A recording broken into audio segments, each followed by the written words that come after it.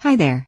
As you probably already know if you have watched the movie, A Clockwork Orange deals with quite harsh topics and scenes. You won't find any violent footage in this video, but please be aware that Chapter 6 is the one about the Ludovico Technique. Skip it, if it makes you feel uncomfortable. Thanks. Number 1, Singing in the Rain. Alex performing Singing in the Rain, as he attacks the writer and his wife, was not scripted. Stanley Kubrick spent 4 days experimenting with this scene, finding it too conventional. Eventually, he approached Malcolm McDowell, and asked him if he could dance. They tried the scene again, this time with McDowell dancing and singing the only song he could remember. Kubrick was so amused that he swiftly bought the rights to Singing in the Rain, for $10,000. When Malcolm McDowell met Gene Kelly at a party several years later, the older star turned and walked away in disgust. Number 2, Ennio Morricone. Legendary composer Ennio Morricone was invited by Stanley Kubrick to write the music for the film, but Kubrick made the error of asking Sergio Leone, then at work on Duck, You Sucker, if Morricone was now free to work with him, to which Leone replied he was still needed, which was absolutely not true. Not getting the chance to work with Stanley Kubrick was something Morricone regretted very much. Number 3, Friedrich Schiller. Both the William Tell Overture and the Ode to Joy song heard on the soundtrack are from musical compositions based on the work of German poet/playwright Friedrich Schiller. Schiller's Sturm-und-Drang dramas attest to his fascination with young, violence-prone troublemakers like Alex, and the plot of his William Tell in particular, which centers on a band of rebels whose leader comes into conflict with their authoritarian government, has obvious parallels to Alex's story. Number 4, Movie rights. Anthony Burgess originally sold the movie rights to Mick Jagger for $500, when he needed quick cash. Jagger intended to make it, with the Rolling Stones as the Droogs, but then resold the rights for a much larger amount. Tim Curry and Jeremy Irons both turned down the role of Alex. Stanley Kubrick once said, "If Malcolm McDowell hadn't been available, I probably wouldn't have made the film." Author Anthony Burgess initially distrusted Kubrick as a director, but was happy with the final result. Number 5, Nadsat.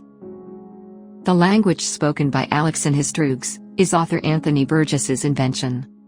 Nadsat, a mix of English, Russian and slang. The name comes from the Russian suffix equivalent of teen, as in 13, Nadsat. Stanley Kubrick was afraid that they had used too much of it, and that the movie would not be accessible.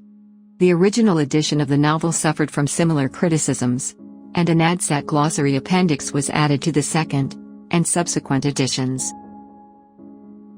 Number 6, the Ludovico Technique. Malcolm McDowell's eyes, during the filming of the Ludovico scene, were anesthetized, so that he would film for periods of time without too much discomfort. The doctor standing over Alex, as he is being forced to watch violent films, was a real doctor, ensuring that Malcolm McDowell's eyes didn't dry up. During the filming, star Malcolm McDowell scratched one of his corneas, and was temporarily blinded. While Stanley Kubrick was famous for doing shot after shot, and take after take, the Ludovico sequence where Malcolm McDowell's eyes are clamped open, was done in just 10 minutes.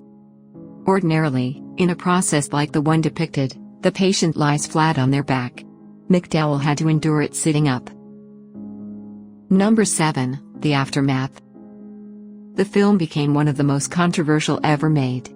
Stanley Kubrick started receiving threats, due to the gangs formed in the United States and the United Kingdom, and he sought to stop the film's distribution. Kubrick never did forgive himself for the controversy, and didn't like it whenever A Clockwork Orange was brought up in conversation. The film has been unavailable for public viewing in the UK from 1973 to 2000, the year after Stanley Kubrick's death. Film critic Gene Siskel interviewed Kubrick, and asked if Alex DeLarge was a villain.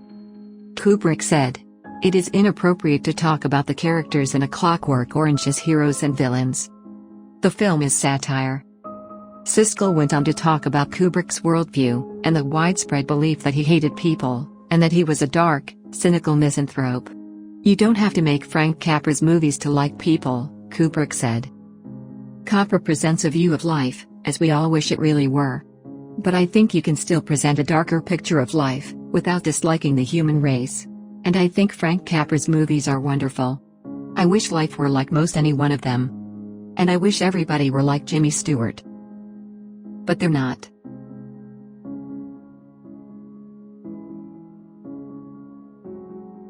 Thanks for watching.